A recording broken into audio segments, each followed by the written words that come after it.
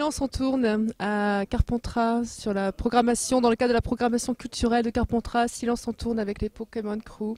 Une soirée bien attendue dans tous les cas par le public. Et j'ai à côté de moi Riyad. Vous êtes le directeur artistique de cette dernière production. Bonsoir. Bonsoir, et puis on est ravis d'être aujourd'hui à l'Espace Ozon.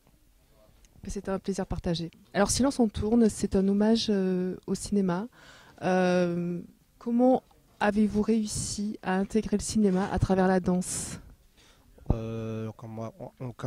Intégrer le cinéma, c'est un vaste mot. Nous, ce qu'on a voulu montrer, c'est une partie du cinéma, c'est-à-dire les coulisses. Et on a voulu mettre en avant sans qui le cinéma serait difficile à faire, c'est-à-dire les techniciens et tout ce qui se passe derrière la caméra. C'est un peu ce qu'on a voulu mettre en avant. Alors, votre particularité, danse urbaine, vous pouvez préciser au grand public ce que ça veut dire exactement? Alors pour nous, danse urbaine, ça ne veut pas dire grand-chose. C'est un mot qui a été inventé par les institutions pour cataloguer les danseurs hip-hop. Nous, notre spécialité, c'est plus le breakdance. C'est tous les mouvements aériens, mouvements au sol, acrobatiques. Donc pour définir ça, nous on appelle le breakdance. Mais les institutions ont voulu plutôt appeler ça danse urbaine. Voilà. Vous avez une idée de la raison? C'est plus simple pour eux. Breakdance, c'est un peu difficile à dire, non? Breakdance, hip-hop, battle, c'est du langage que l'on emploie de plus en plus, qui est complètement populaire et qui se, comment dirais-je, qui s'intègre dans la culture pour tous. Je pense qu'il y a 15-20 ans, c'était difficile d'intégrer tout ça, même si les théâtres se sont déjà ouverts au spectacle hip-hop, mais voilà, il fallait qu'ils imposent leurs termes. Après, nous, ça ne nous fait rien du tout. Nous, on sait de ce qu'on fait, on sait d'où on vient, donc voilà. Et il n'y a pas de lumière. Alors, un mot sur la compagnie, les Pokémon Crew. Une compagnie qui a été créée en 1999. Tout a commencé pour nous en 2003, car on a remporté le championnat de France de breakdance. Et c'était une première pour nous et pour une équipe de province, parce que la danse hip-hop est réputée parisienne. Et nous, petit groupe de province, on a réussi à effacer tout ça. Et à la suite de ça, on a intégré l'Opéra de Lyon en résidence. Donc après, on a enchaîné avec les championnats du monde et tout ça. Donc vraiment, c'est là où tout a commencé pour nous. Et c'est là où la réputation a commencé à se créer pour nous. De là, tout est parti. Quelle est la moralité de la compagnie, s'il y en a une? Ne pas trop compter sur les autres. Beaucoup se faire confiance entre les uns les autres, quand on travaille ensemble, je parle, et ne pas lâcher. Ne pas lâcher, tôt ou tard, ça ne peut que persévérer si on taffe beaucoup et si on a un minimum de talent. Le talent est une base, mais le travail est la clé de la réussite.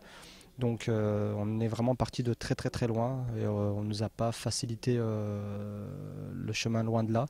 Et au lieu de s'apitoyer sur son sort et de dire voilà, il y a tout le monde qui est contre nous, de faire les caliméros, on s'est pris en main, puis on a dit tôt ou tard, si on est des bons bosseurs et on a un minimum de talent, on peut réussir à faire quelque chose.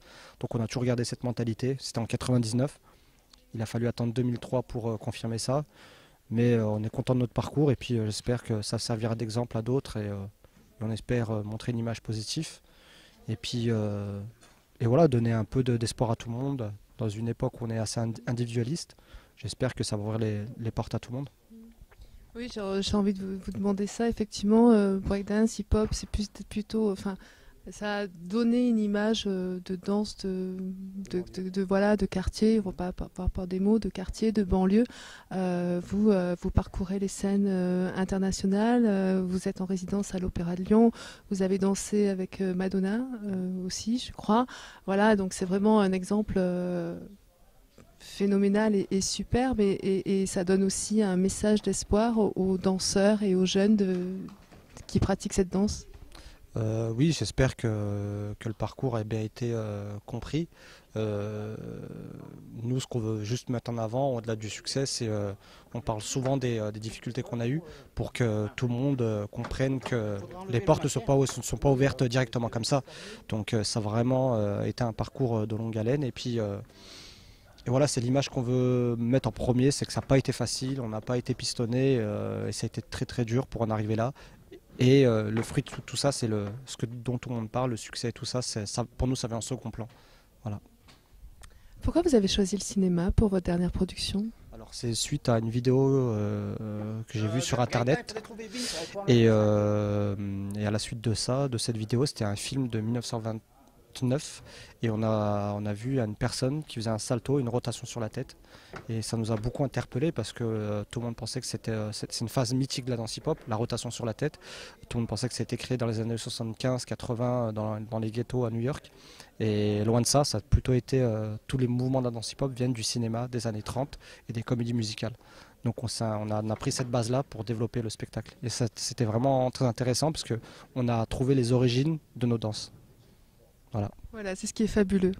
Exactement. Et puis maintenant, il y a eu des polémiques dans la danse en disant est-ce que c'est Los Angeles ou est-ce que c'est New York qui a créé tel mouvement? Est-ce que c'était en 75, en 80? Non, c'était bien plus vieux que ça et c'était les grands-parents, arrière-grands-parents de cette génération-là.